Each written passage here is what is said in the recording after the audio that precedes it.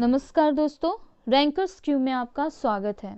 आज मैं English dictation लेके आई हूँ आप लोगों के लिए, जिसमें 840 वर्ड्स होंगे और जिसकी speed approx 100 word per minute होगी। So get ready for it.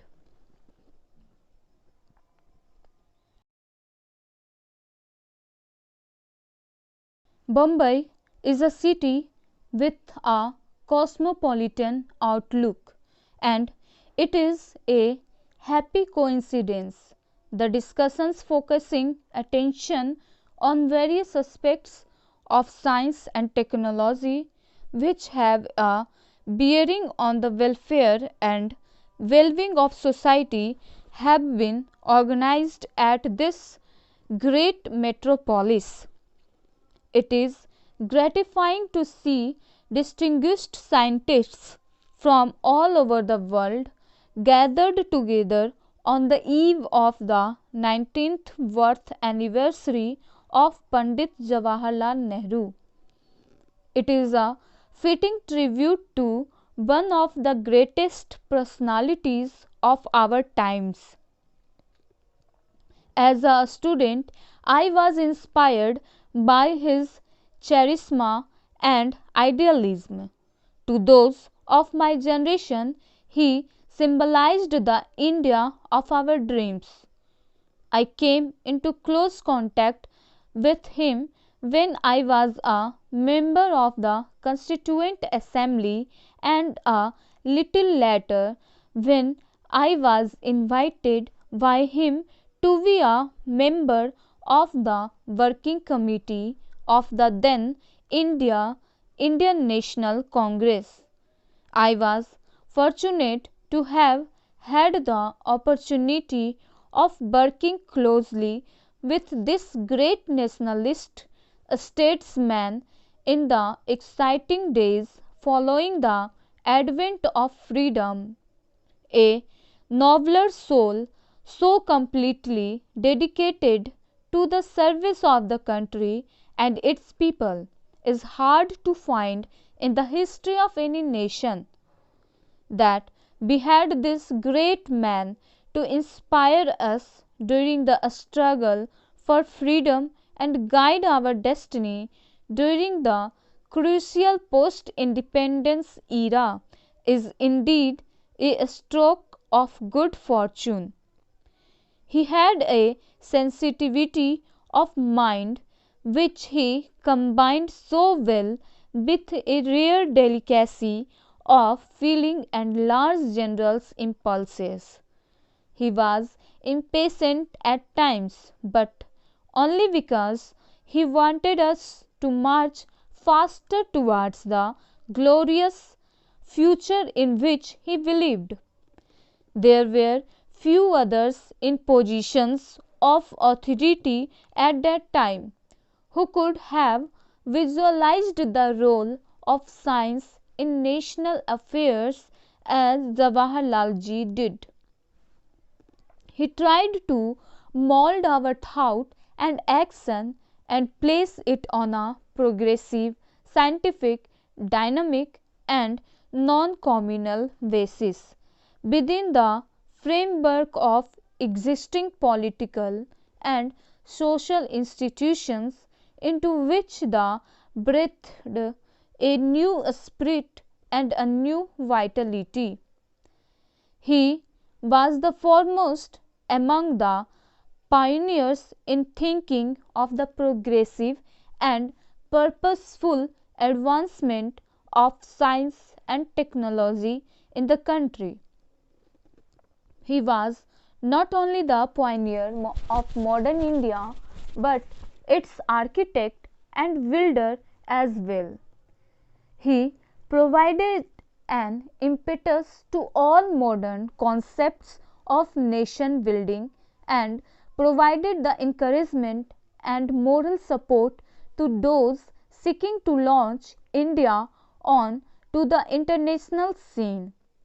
He realized even before India became five that our economic regeneration and progress towards the modern age could not be achieved unless we could plan ahead for prosperity.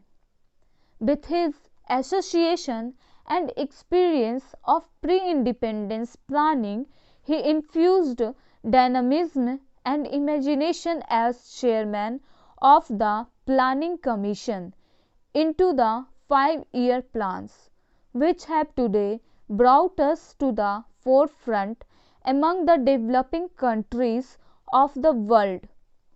His innate optimism overcame the tremendous challenges and problems which beset India in the early years of our freedom. To him, planning was science in action. In order to ensure that the benefits of planning would be spread far and wide over the Indian countryside, he laid the firm foundations of democracy in the political life of the country. Panditji's belief in an international approach to problems and his liberalism won for India a place of high honor in world councils. He believed that it was only through the transfer of science and technology on a mass scale into every aspect of life that we would be able to achieve the goals which we had set for ourselves. While appreciating the value and importance of nuclear energy, also realized that a thermonuclear war could easily destroy mankind and all moral values so dear to human hearts. It was only to avert this catastrophe that his lone voice could be heard so often at international forums, pleading for the lessening of tensions and for the promotion of gradual and mutual understanding between the peoples of the world. He launched India into the modern age of advanced technology with an emphasis on basic heavy industries, including the heavy engineering and machine building industries, institutions for scientific research, and the development of energy resources. Having laid this foundation for prosperity, he sought to reach the accruing benefits to the people at large. He believed in the decentralization of industries. Such decentralization would scatter the benefits of industrialization throughout the country and, in due course, help to develop and support medium and small scale industries covering a wide spectrum of industrial activity extending down to the village and cottage levels. There has been no greater champion of decentralization than Panditji. He moved in Parliament in 1958 a historical scientific policy resolution which pledged to secure for the people of India all the benefits that can accrue from the acquisition and application of scientific knowledge. He patronized aspects of science and technology which go under the umbrella of scientific knowledge, from nuclear science to agricultural science. You have handsomely paid tribute to this great scientist, a statesman, on the eve of his 19th birthday anniversary. Thank you.